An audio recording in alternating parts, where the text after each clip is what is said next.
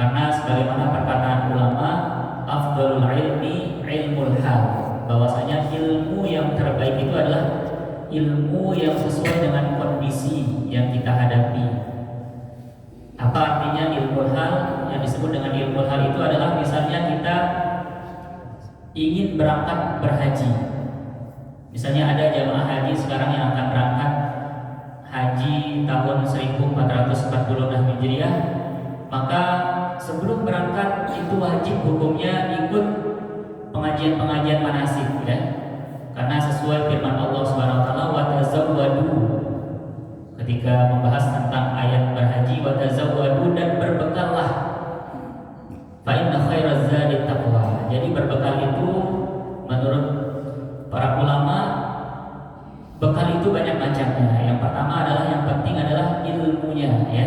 Jadi bagaimana agar kita menjalankan ibadah haji itu sesuai dengan ilmunya, sesuai dengan syariat, sesuai dengan tuntunan yang dipraktikkan oleh Rasulullah SAW kepada kita.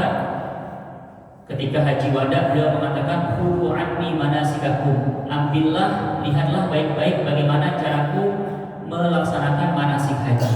Maka para sahabat yang hadir bersama Rasulullah itu telah mencatat sebaik-baik mungkin di mana Rasulullah singgah, bagaimana cara Rasulullah tawaf, bagaimana cara Rasulullah sa'i, bagaimana cara Rasulullah ihram di miqat, dan lain sebagainya.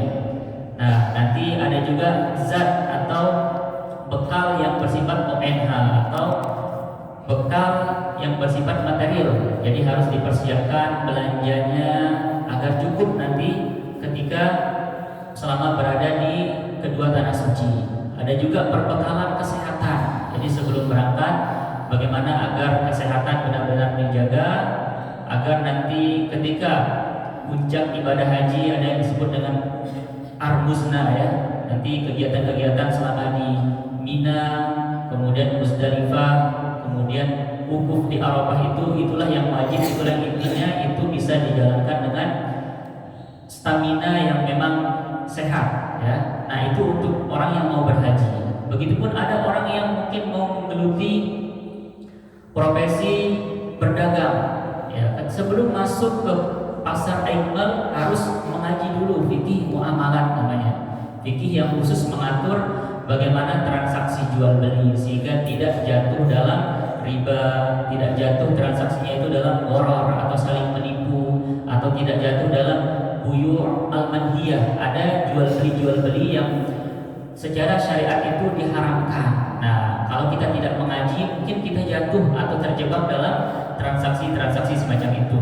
Nah, begitupun juga syahidnya di sini adalah besok atau lusa kita akan masuk ke bulan suci Ramadan. Nah, bagaimana agar kita saling mengingatkan kembali, wa dzakir fa innal dzikra tanfa'ul mu'minin, kata Allah Subhanahu wa taala. Saling mengingatkanlah terus-menerus walaupun kita sudah menjalani setiap tahun bulan Ramadan, bulan puasa, mungkin kita bilang kita sudah hafal, kita sudah sampai titik bengeknya, sudah hafal fikih puasa, buat apa diulang-ulang lagi? Tapi tetap Allah Subhanahu wa taala memperingatkan, tetaplah saling memperingatkan, fa innal dzikra tanfa'ul mu'minin, karena dalam saling memperingati itu pasti ada selalu manfaat baru bagi orang-orang beriman. Nah, begitupun juga di sini ketika kita membaca kitab Asrarus Siyam, yang artinya adalah rahasia-rahasia yang tersimpan daripada ibadah puasa, wa muhimmatihi, dan hal-hal penting yang perlu diperhatikan. Mungkin ada hal-hal yang selama ini yang luput dari kita,